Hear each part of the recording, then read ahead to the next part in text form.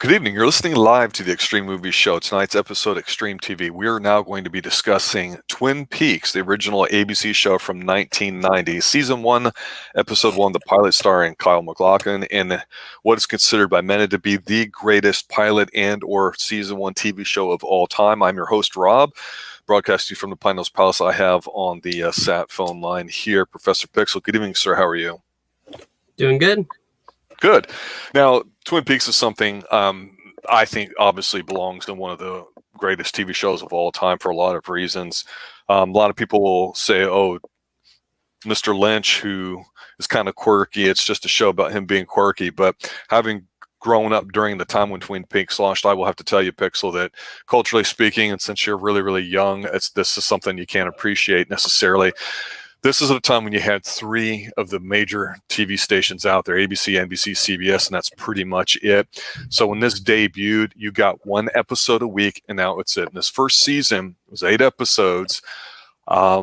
It's one of the first TV shows of all time that really has so much detail and stuff into it that people overanalyzed it. And whether or not that detail is intentional, it's one of those things that has just kind of gone and become like more like a cult status to it or whatever. Everything about it, from the music to the sayings to the way it's filmed to the secrets to everything about it. This is a combination of a soap opera and a police procedural, which really kind of hadn't been done before at this point. And it's written in part by David Lynch and a guy named Mark Frost, who was involved in Hill Street Blues, an incredible show during the 80s. So for the first episode, we're going to talk about really, and the whole question that summer when people were watching this was who killed Laura Palmer. So right off the bat, I know you said you have not seen the show at all, and you're only watching it 1 episode at a time, which I think is pretty interesting for feedback purposes. What was your take as we start the actual show itself with the theme music and going into the fisherman discovering the body? Well, whenever it was starting, I was sitting there paying attention, and I wasn't sure what to expect. I've heard a lot about it. I've been excited to actually have a chance to watch it, which is why after we finished whatever the last show we watched was, I was eager to start on this because I've heard a lot about it, and it has actors that I know and obviously like. So as it got started, I was a little unsure by how the people were acting, because in small towns, and I guess that kind of theme originates from here mostly, but in small towns, life is very secluded. When we started off with the fisherman, he went out to go fishing, and he caught the deadliest catch of all. Yeah, you could say that. Yeah, you see this older gentleman with his wife, this guy named Pete. He's going out fishing. His wife's just sitting there reading the paper, and he goes outside. And one of the things starting off that, I'll bring to the table from my experience watching is I'm watching the high def version, the remastered one, and I got to tell you, it looks better than what I remember on TV. Because on TV back then, this is shot in a 4:3 aspect ratio as opposed to say 69 or other alternatives that people now currently take for granted on our super high def TVs. But it means you're going to have a lot more square shots, a lot more generally closer in shots, but David Lynch has a lot of quirkiness to it. So just the actual filming of some of the scenes is a little unsettling. And here he's got a lot of stuff that I'm not going to say it was avant-garde for the time, but a lot of people talked about, the scene when this happened or whatever. So even though the guy's walking outside and he's looking for the body, it's a little unsettling. The music is fantastic, and the theme song itself was super hot. And it's the first thing to play. So you don't get an opening gambit. You don't get anything like that at all. And so it's one of those shows where I think if you watch this first episode, you can get sucked in real quick, or most people say, oh, this is over the top. Because like I say, it's like a soap opera and we don't know what's going on. But I will say there's a lot of darkness in his first episodes, and a part of me was like, oh, I just don't know. But within 2 minutes, you've got a guy discovering the dead body. It's, as they find out, they get the sheriff out there, Harry Truman. You get a little bit of weirdness as which again is a part of who he is. But when you have Harry Truman, the sheriff, going out there to get the body, he's being told all this information over the phone by his receptionist, a woman named Lucy, who's very quirky. It's just hard to explain. You should watch it. She goes into great detail about how she's transferring the information over to a phone. And so again, back then, you might have had multiple phone lines, but you have to like transfer to certain ones. And so it may seem a little dated, but especially in the world of cell phones today. But point is it's kind of like lighthearted. And you're like, well, wait a minute, you got a dead body. Then you got this goofy lady. And now you've got Harry Truman with a weird name coming out there. And then you got his deputy who all of a sudden starts crying. You're like, God, this guy's super sensitive. And all this happens like in the first 5 minutes. So it's a little bit different the way they start out than TV shows. So what did you make of all this? Yeah, no, I definitely get what you mean by sometimes appearing over the top, as the lady was kept going on. Not the brown one, but the black one on the side table next to it was far too much information that was feeling unnecessary. But the deputy was someone special. He's the kind of guy you keep around, you pat his shoulder, okay, go away. But no, I actually like the sheriff. I felt he was a solid character. In fact, he wasn't even the quirkiest of the bunch. He felt honestly the most normal, and that's saying something. Well, one of the things too that we may discover about this show is just how we think about certain characters and whether we think they're quirky or not. Now, you're right. Harry Truman seems very grounded in up to this point in this episode. He's got the best jacket on there. There's some interesting clothing choices in here, some fabulous looking stuff. Not terribly dated for the time, but the thing about finding this body, and oh my God, it's the homecoming queen. It's Laura Palmer. It's like, okay, they start going through what would happen. Laura's mother gets called. Her name's Sarah, so she's trying to figure out what's going on. So what would you do back then? You'd call up all the people that you know. She's calling the home of what she thought was Laura's boyfriend, this guy named Bobby. I say that because we're going to find out in a little bit that Bobby and Laura weren't really together at this particular point anymore. And of course, parents are last to know. But really quickly, after talking to the football coach and everything else there too, it turns out that her husband is at this hotel with his boss because they're trying to close this development deal about this lumber mill that they have inside information that's going to close. And you're like, what the hell does this have to do with anything? And then you realize, I think at this point, crap, if you go with the rule of thumb that everything for the most part in the show has purpose, this is going to become more apparent later on. I just don't know where to file that out right now. But of course, Truman walks in and the father sees him, and mom's on the phone, so they kind of figure out what happens, and she just goes nuts and she yells and screams. And I gotta tell you, for primetime TV back 30 years ago when this came on, people would talk about certain scenes. They would talk about the mother screaming because she found out that her daughter's dead. So like I say, a lot is going on here in the first 15 minutes or so. But anything you want to comment on before we continue introducing some more characters? I mean, one thing I took note of was how the mother was acting, because obviously a grieving mother is expected, but it felt like quite a jump, because it starts out with her being irritated. Her daughter's not coming down. Then she goes up. She's like, okay, I'm a little worried, but obviously, before her daughter died, they had a kind of typical mother-teenager relationship, or at least it felt like that, where her daughter's out doing things and not listening. And I suppose it could have just been a normal irritability, but I still took note of that because I wanted... We don't know who did anything yet.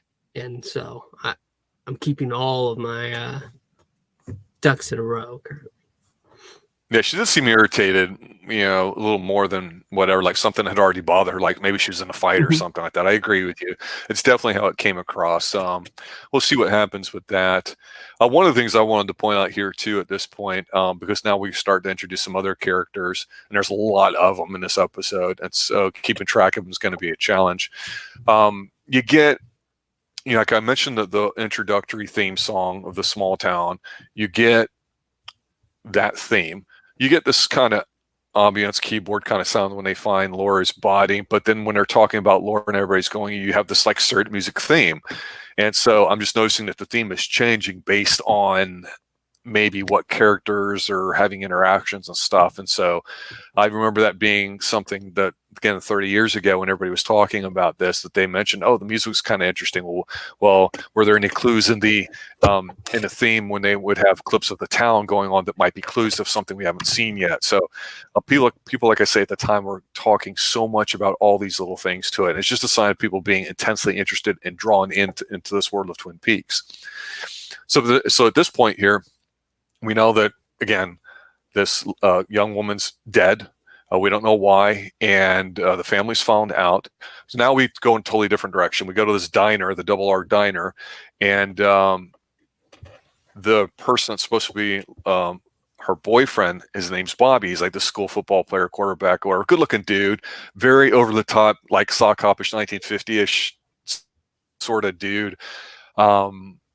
He's meeting one of the ladies there because he's already having coffee, and they're driving off. And this is where it gets really detailed. This woman, Shelley, she's actually married to a guy named Leo, who's an abusive truck driver, and she's young, she's not old or whatever.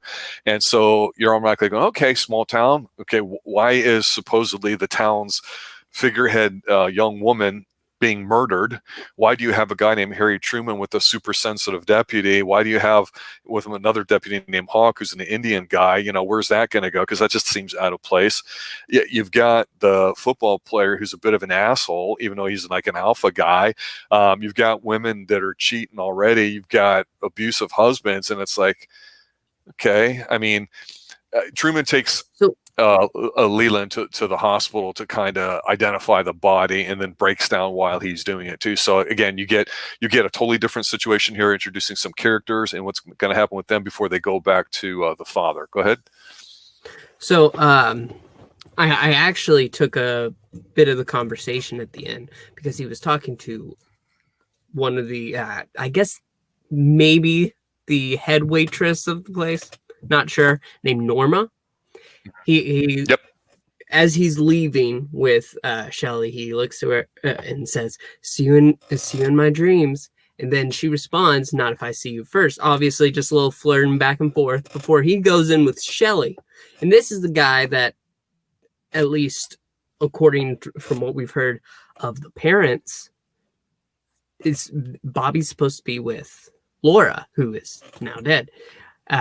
And I actually took notes saying that he clearly gets around. He's a good-looking dude. He, I mean, you can understand it. It makes sense. Norma wants him. Shelley's got him. Even though Shelley's a side piece, she doesn't seem to care about Norma because it was pretty obvious it was flirting. I agree with you. Other than that, when they were driving back, I don't know exactly how early it was supposed to be, because pretty soon after this, we won't go into too much detail until we actually address the scene, but he goes to school right after he drops off down the road from the trucker's house. So I don't know what exactly they were planning. I guess it was probably just a ride back from work. I think he was going to get a quickie and then go to school because he's just been doing stuff at his own pace or whatever. Well, he did cut out on practice, so he had the time. Go ahead. He cut out on practice, so I guess he had the time. Because we don't know why he's missing. Whether that's relevant or not, we don't know. Not at this point. Oh, well, that's later on. That's right. Sorry. Well, no, because we don't know. We just figure he's, having an affair in the morning is what it looks like. Yeah, but we get to school, and Laura's best friend is this young woman named Donna. There's another one named Audrey that's with her too, and then this guy named James comes in, and want to know if they've seen Laura. So it's like, okay, this guy James seems sort of, the opposite of the Bobby. quarterback. He's kind of Bobby. Yeah, he's just kind of like soft and whatever. But Bobby has to go to the office, and he meets one of his boys who's standing out there. And here's the thing: whenever Bobby's around, there's this like weirdo kind of like jazz sort of thing playing, and it's so weird and bizarre. But there's a great scene here, though, when all this is going on, where the bell rings there, and all the kids are shuffling off to their class, and it only takes a second, but you see this kid in the background at the locker, and it's on the right hand side of your screen, and it kind of like moonwalks on the side just off the screen, and it makes no sense. I remember everybody talked about that like crazy, like, what's the deal with that? Is that going to be important? Is that not, or what? And again, we don't know. Who is the moonwalker? Yeah, there's lots of little things like that in here. But what happens in here, of course, is the homeroom teacher goes through, and it does roll, and we see some stuff that's going on, and Bobby is being lightly sort of interrogated by Andy and Hawk of what was going on, and Truman's sitting down there talking to him. They tell him about them dying. Principal makes an announcement. It's one of those things where, okay, you feel like they're just going through what you normally have to be. And all this is happening, of course, in the course of just one day right now. So we're not really doing any big time jumps. We're not doing any sort of looking back in times or whatever. But when they go to the Palmer's household or whatever, and they search Laura's room, they find a camcorder, they find a diary that's locked up. But then they get a call that there's a mill worker, and they have a daughter that's named Ronette that's missing. So something seems to be happening, and we're introduced to some other side characters really quick. This Asian lady played by Joan Chen, Josie, and then you have Catherine, who's the wife of the one guy we talked about earlier. They're arguing about shutting down the mill. This is like a side thing. I don't know that it has any merit, but it's just more characters, so I don't think there's really anything about it. But all this happens, and then I think you get to one of the biggest haunting scenes that really, I think, made me go, okay, I'm hooked. There's a scene where, and it's a still shot of these train tracks. It's like on a bridge. And, you see these beautiful mountains in the background or whatever, Twin Peaks. And then you see this female teenage looking woman. Looks like she's got a nightgown on. It's all tattered. She's beaten up. She's walking around like she's a zombie. She's got rope around her wrists. It just is really, really dark. So up to this point here, I'm thinking, okay, maybe it's a little goofy. Maybe it's a little 50-ish kind of styling. I don't know. But then you get this, like I say, it still feels very dark to me. What would you make of the show up to this point? So when we cut to school and Bobby learns, I went ahead and said what you pretty much said. Bobby's an ass. And as he's being told, as you're watching him react, it's clear that he doesn't care that his girlfriend's really dead. He's surprised that his girlfriend is dead. Yep. But he doesn't really care. In fact, the most disturbed part about what he's learning is that they think that he did it. And as he's claiming he loves her, it's pretty clear that no, he didn't. And Donna just cries a lot. There's also a piece of information that is worth mentioning. The police at this time, in between now and going to where you said where this girl is walking down the train tracks, Sarah, the mother, says she last saw Laura going upstairs at 9, and the last thing that we said was, "Good night, love you." Yeah, but she's very dramatic. There's a little thing about that. Back to my previous point. Early that morning, that's not the kind of reaction you expect when that night before you're like, "Oh, good night, love you." I don't think it's general irritation between a mother and daughter. The police also take Laura's diary and a video camera. Yep. And one more thing worth mentioning that I listed down was that Sarah last heard Laura's phone ring once that night. She didn't know exactly when, but she heard it ring once. Yep. So she got a call during the night. And other than that, I think Josie Packard shuts down the factory because of Laura's death. Yeah. Well, and it's one of those small towns where everybody kind of knows everybody, so kind of sort of has some sort of relationship, and we're trying to recognize that not everybody is maybe on the up and up or what they seem. And there's a scene in here where James is going to his uncle's gas station, gives him a note, says, "Hey, give this to Don if you see him." Ed's wife is whose name's Nadine. She's got the eye patch. She's bitching about some drapes or whatever. So I don't know what the hell this has to do with it. But you get in the next segment or two what I think is some interesting developments. You get where the Kyle MacLachlan character, Dale Cooper, the FBI agent, because this second girl had come over. The town fictionally is supposed to be set really close to the Canadian border, so apparently she'd come over across the border, so it makes it an FBI case. He's in town. He's talking to his phone, not his phone, but his like tape recorder at the time, to Diane or whatever the name is. All these details, and he's quirky, and we get it. But the interesting thing is when he meets Truman, they have a discussion about stuff that's going on. They're checking out Ronette, who's, again, she's out of it, wants to look at her nails immediately. He's got a little device, a magnifier on him. She kind of mumbles, "Don't go there." They go and they get on this elevator, and there's a one-armed man that you see in there, which if you're familiar with The Fugitive, it kind of pops me whenever you think of the one-armed man. But then they see this guy, and I don't know if this guy was on Barney Miller. That's what he reminds me of. It's a show from the 70s, 80s. Dr. Jacoby saying that Laura was a patient, which, and this dude's just a whack job. He's a psychiatrist. Again, minor characters, not a lot's going on here. But when they go to examine Laura's body, he looks at the nails again, and he says, "It's here," and he pulls out from under one of her nails a tiny little piece of paper with the letter R on it. Now, this whole thing is badass because he's like, "Oh, Sheriff Truman, we got a lot to talk about." And the thing about Kyle's character is he gets really jacked up when he's investigating. He's like a kid in a candy store who really, really enjoys it. But you can tell he's one of these really smart guys, not necessarily intense, but he's just so quirky enough. You almost don't take him seriously, but then you realize, no, this guy knows his stuff. He's really, really good with it. And then things kind of pick up a little bit here really fast because Donna goes to the gas station and gives the note saying, "Hey, meet me here." But then you've got Bobby's friend Mike showing up, yelling at her to come to the gas station. And all this stuff's happening really quick. And again, when you get back to this other big thing where it starts to slow down, Agent Cooper is looking at the evidence in there, and he's basically saying, "Hey, I don't know Laura. You don't know Laura. Maybe we'll find some more stuff about her," because he opens up the diary, which is locked. There's a safety deposit key in there with some stuff in it that he says, "Hey, I think this is going to be a cocaine. Maybe we can find out where this is at." Open it up.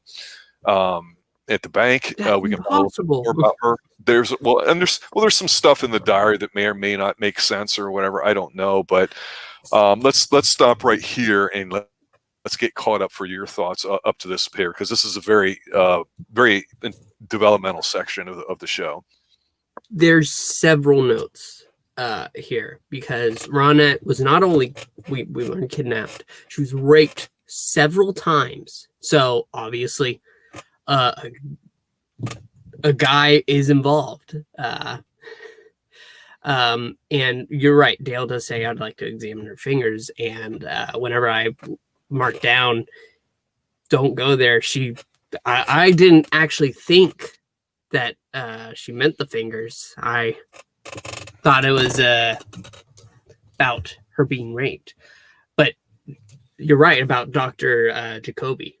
Whenever he says "terrible tragedy" and he has this huge grin on his face, you're immediately like, she was a patient of his. And we're watching this town in which even the principal is talking on, "Oh, we just learned that Laura Palmer is dead," and he's breaking down. He's the principal of the school. How involved could he have been in this girl's life? Not very. But this doctor that's actually has Laura as a patient is just sitting there with a grin. Terrible, isn't it? The piece of art instantly opens it up, and Dale says just as much, that there's a lot more going on than we realized. In this moment, Donna goes to Uncle Ed, gets the note, and the note says, "Meet at the Roadhouse after 9:30." And then Mike does pull up another football asshole. I'm trying to think, is there anything else? I feel like how Dale goes about it, because he just opens it up and the sheriff was like, "Oh, we're still looking for a key. She's dead. It doesn't matter." But Yeah. Yeah. I mean, that's the one thing to like about the captain, Dale. He just goes at it and he's like, "Yep, let's look in here." And I did actually note down that the sheriff says impossible after Dale says that this Ziploc with a key in it looks like it has some white powder, cocaine residue. Anything else? Oh, Andy's a wimp. That's what I wrote down. Andy, the deputy. Yep. Because they find the spot like that the girls were taken. On. And he's like, "This is horrible." Yes. I don't know how this man got hired. Well, it's a small town. Only so many people can do it. And it seems like him and the main deputy, Truman, have a good relationship together because he's not messing with him or whatever. But yeah, this is another pretty dark scene here too. They call in basically saying, "Hey, we found the spot where the murder happened." It's like this old abandoned train car, and in there's like this you just see flashes of stuff as they're going through it. You're seeing like a bloody hammer, some bags. You get this necklace that has like a half a heart to it or something or whatever. Mm-hmm. But right when this is going on, Agent Cooper's questioning Bobby, asking what's going on. To your point, he's basically not saying much. But there was a video on the camcorder that Cooper's showing, and you can see where Bobby's a little bit surprised about some stuff, but to your point again, it seems like, he'd be affected more by her death, but doesn't seem to be. So it seems like he's moved on or doesn't care that much or whatever. And he doesn't seem evil. He just seems, kind of coked out or like that. He's this very intense guy. He bangs the table, snaps his fingers, and he has these just wild gesticulations with stuff or whatever. I'm like, that bro, chill out, decaf. He doesn't seem evil, but we don't know everybody. And that's the one thing we're learning is that everybody has a history. It almost seems like with everybody else, especially when it comes to Laura. And, admits that she was seeing somebody else. And it's weird because we get a side character, Audrey, who is like, Daddy doesn't love me. She's just kind of weird, dress up like she's from the 50s. She tells the businesses about the murder, and the Norwegian people kind of bail out on it or whatever, but she's doing that to get attention from her father, which again, it's just thrown in there. But then when Bobby and Donna are meeting or whatever, they're talking about what's going on, and then they figure out, what? It looks like there's two groups of people. There's the jock guys, and then there's these bikers, which we really don't know too much about, but there's the biker bar that they're going to be meeting at later. But I think what's real telling here is that when Cooper is questioning Donna, who is like her best friend, you can tell she's lying when she says, "Oh, this female hiker, found us. We didn't really take her name," because there's the video of them showing it, of the girls just kind of dancing, playing around, looking innocent, basically looking their age. And again, at the time in 1990 with this, nobody was naive about what people did at the time. People did drugs, people fooled around, people did all that stuff. Everything that people do now today that's just, they supposedly publicize it, is definitely a little bit more hardcore, I think, in the 70s and 80s. And I don't think that people now, just because there's the connectivity that exists today, they're more street savvy or anything. It's not like that at all. In a small town, people do things just like in a big town, but you kind of just shut up because, everybody's human, everybody's got secrets and stuff. And that's one of the themes about the show. And when Donna leaves, what's really badass here too, and this is another huge scene that people talked about, Dale shows a little zoom up of, knowing that it's a biker, because they zoom into Laura's eye, frame by frame, and you see in the pupil of Laura's eyeball, one of them, you see this looks like a Harley Davidson, like a hog, the handlebar setup or whatever too. And I'm telling you, everybody just marked out like for that scene, totally crazy about it. It was just really, really, really neat. The only other thing too is at the place where the murder happened, the murder site, there is a little thing written in blood, a little note called that says "Fire Walk with Me," and it looks like it's blood. We don't know whose blood or what it means or anything like that, but holy crap, what a whole lot of development in another section of this part. How did you feel about some of these scenes? I actually do have to take a side note. You're absolutely right. This show isn't wasting any space. You don't feel like any of this is really filler, even with the people who seem to overact sometimes. in that one scene where I marked down, Bobby is getting hysterical, not about Laura being killed, again, about the idea that they think that he did it. That's his main concern. Other than that, I also noted down that video is of Donna and Laura out dancing around at a picnic. You can see the picnic blanket. Yep. Earlier in the day, James, who we said is pretty much the opposite of Bobby, he seems to be more of a gentle guy. He went to Donna and said, "It's a lovely day for a picnic." And things are starting to sync up, and then Bobby is released. Audrey, being a pest, trying to get attention, is told, "Stay right here. The Norwegians can't find out." She goes in and just, "Oh, my friend is dead." Again, this is somebody who doesn't seem like she cares at all. She doesn't care that Laura's really dead. She's kind of like a Bobby in a way about it. It's pretty obvious that James is the biker they're looking for. Mm-hmm. Bobby and his best friend Mike meet up, and Bobby, because they're at the police station where Mike told Donna to meet him. Mm-hmm. And Bobby goes up to him and says, we have to pretty much find this biker. We know exactly what the kind of guy we're looking for. Let's go. And sorry, one second. Mike was saying that, but Donna's in there, and Bobby's like, "Forget her, let's go." And pretty evident that Mike just follows Bobby's lead because Bobby is a hot shot around town. And I think we've hit pretty much everything. Mark down the fire walk with me, which was a little strange. Yeah, it doesn't, you don't know if that's an occult thing or not or what. Like I say, they're just throwing a lot of new things and characters, and so it's a lot to keep a track of, but it's developing well that you understand Cooper's kind of like the protagonist in a sense. He's not on screen all the time, but it revolves around him and Truman. So they go to the bank with the key from Laura's diary.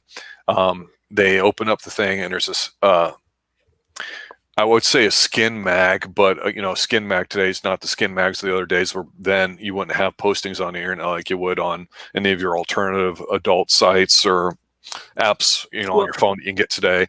And they find a bunch of cash with it and a picture of the second woman that it was in the hospital, Ronette Pulaski, the one that was walking across the bridge there too. So they know that there's this connection, and there's a photo of this truck of this guy named Leo. Leo is the husband, the abusive sounding looking dude husband of the guy Bobby's screwing from the diner. And they cut right to Leo's house or whatever, and he's there with Shelly, his wife, the one that Bobby's fooling around with. And it's Leo, while he looks like a mean guy, and you go, "Oh, this guy definitely is a killer. He's definitely involved in something." He's a trucker, he's supposed to make good money. He's got a hot wife at home, but they're living in a shithole place. He looks at the ashtray in their home, because everybody smoked indoors back then. There's a different type of cigarette inside, and so he's given his wife Shelly the business about it, saying, "I'll snap your neck if you're only smoking one brand, you better not be switching around." And he's basically letting her know, "I know what's going on. You better stop." But then you get the little side thing, which again, doesn't seem relevant at this point here, where Norma, who also works at the diner, she calls Ed, who's the, I think, uncle of James. Not Bob, of James, yes, on there. And then of course, they're talking about what's going on, so they're having an affair. And then there's the town meeting that Cooper gets up while the guy that's the mayor of the town is just sitting there, this old dude not saying a word at all. He basically says, "Hey, this is very similarly related to something that had happened a year ago by somebody who doesn't know. By the way, you probably know this person. It's probably somebody you've interacted with. It's probably a citizen of Twin Peaks. I recommend a curfew. Anyone that's young, I got to remind you that everything happens at night." And so nothing really happens here, but you see who the players are, because this is Cooper's chance, and especially us for the audience, to sit there and have Truman tell him, okay, well, who's this? And you can see Cooper's asking about the Asian lady who runs the sawmill, who's fighting with the woman that is the sister-in-law of the guy that died and left it to the Asian woman, and she's the wife of the guy that found the body. There's all these connections, right? But then basically, Dr. Hayward, which is goes home and tells his wife Eileen, who's Donna's parents, they're talking about the necklace. Donna's listening in, sneaks out, has her sister cover for her. Bobby and her go off, and this kind of gets us towards the end of the episode where they're going to say, hey, we got to meet up here at the Roadhouse on that. And then they're trying to basically take care of this necklace. And we're like, okay, what the hell's going on? But it just seems like something's guilty, something's happening, and boom, it's happening really quick. And when we get to the Roadhouse and the theme song is going on, falling, it's this really laid back, quiet piece. There's a fight. You see a bunch of people together that shouldn't be because they're having affairs. And then the episode ends up where you've got James and Donna outside. They're obviously together. Even though Donna was friends with Laura, James and Donna seem to have a newer relationship. James is telling Donna, and seems like a quick confidence, like they know they're going to get caught here, about, hey, Laura was acting really weird last night, totally different. He's kind of a sensitive guy too, like you said. I agree with you. He's crying or whatever. They do a little smooch or whatever like that, and the cops are there and kind of pick him up here. And then there's about one more scene here at the end, but there's a lot going on here, but I don't think anything that's really noteworthy. But sounds like a lot. What did you make of this part of the show? Well, there's actually a lot of things I picked up on. The mag is called Flesh World. Yep. A page was marked within it, and Ronette is seen connected to the trucker. $10,000 were inside. I don't need to go over Leo. Huh? It's like a bug out bag almost. Yep. Markdown Ed meeting. At the town meeting, this is where we're actually learning that there is a case a couple years ago or a year ago that was the same way. It was something in the nail, and just the similarities between the two. And Dale remarks that he thinks that the killer could be someone within town, someone they know. Donna, hearing the parents discuss the picnic and necklace, and Harriet is really kind of, I don't know what her deal is. She's another one of those characters that just seem to be weird to be weird. Dr. Hayward reports to the sheriff, and they're already waiting outside the Roadhouse because they're thinking that the biker is there. Because I don't think we actually discussed this scene. Where Dale has the front desk lady of the sheriff's office come in and explain that she overheard Bobby talking to Mike, and yes, Dale already figured it out. Yeah. He Sherlocked it all out, and it was like, oh, we're looking for a biker. Oh, how'd you know? I think you've gone over most of everything. In that scene, James is really talking about Laura, and we're hearing, Laura's not the person you thought you knew, and Donna saying, I knew more about her than she actually knew that I knew about her. And when they were kissed, they were feeling guilty, then the guilt fades away, and they hear sirens, so they're kissing again, and James says, I have to go to the police. That I have no alibi. I was just riding in the night like a dumbass, I guess. They bury the necklace horribly. They poke it in the ground and put a rock. What kind of effort is that? None.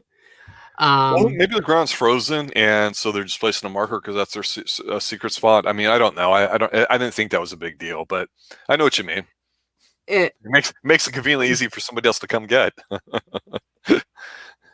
So when they bring James in, they've already got Mike and Bobby because they were fighting in the roadhouse. Yep. It was weird because obviously there's tension because Bobby knows that's James is Jay. He's the guy that was filming the picnic and clearly having some kind of affair with Laura. At least we assume that's the case, yes. and it seems logical. Well, here's the thing about that. Here's the thing about that. Well, I marked down that they were feeling guilty for kissing. Why would they feel guilty for kissing other than the fact that it seemed that sorry, so many names. There is a lot. That James is with Laura. That seems to be the focus of this town. Laura dies, the world around is collapsing for each person in a different way. Yes. And so, like I said, in that scene in which they were kissing,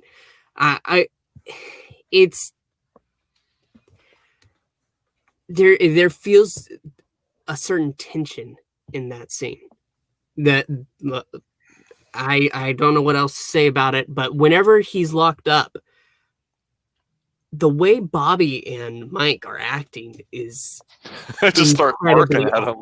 I love weird barking. I marked down weird barking, and that's they're all wolfing at him. And I feel like that's all. Dale gets suggested a motel to him. I can't remember the name. Do you have the Great name? Northern Lodge, because the reason why Deputy Truman can get him a great deal is because he's stooping the lady who owns it, played by Joan Chen.